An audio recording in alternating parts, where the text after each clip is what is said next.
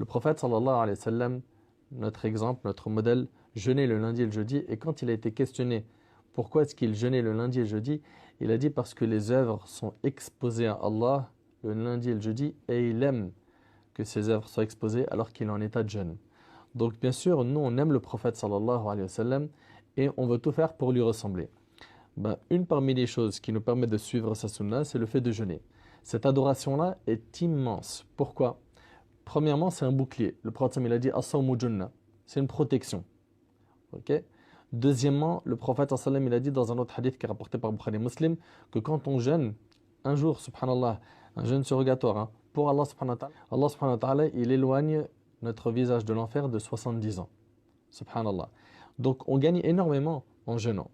Sans compter qu'Allah tabaraka wa ta'ala nous accorde son amour quand on jeûne. Dans le hadith d'Abu Huraira, radiyallahu anhu, qui est rapporté par l'imam al-Bukhari, le prophète sallam a dit qu'Allah subhanahu wa ta'ala a dit, Allah azza wa jalla, il dit que mon serviteur ne se rapproche pas de moi par une chose que j'aime plus que ce que je lui ai imposé. Donc les choses qu'Allah il aime le plus, c'est les actes obligatoires.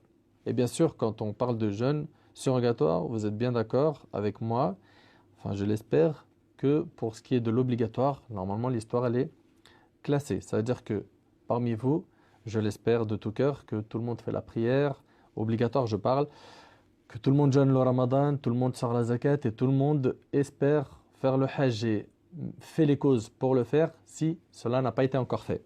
Donc bien sûr, il y a une priorité dans les actions. Il y a beaucoup de gens qui vont délaisser l'obligatoire et qui vont se diriger vers le surrogatoire quand tout va mal. Non. Attention, Allah subhanahu wa ta'ala, ce qu'il aime le plus, c'est les œuvres obligatoires. Puis après, Allah tabaraka wa ta'ala, dans le hadith, il dit « Et mon serviteur ne cesse de se rapprocher de moi par les œuvres surrogatoires jusqu'à ce que je l'aime. » Voilà ce que tu gagnes en fait en multipliant les œuvres surrogatoires. Tu gagnes l'amour d'Allah. Et si tu as gagné l'amour d'Allah, wallahi al-azim, mais quel succès!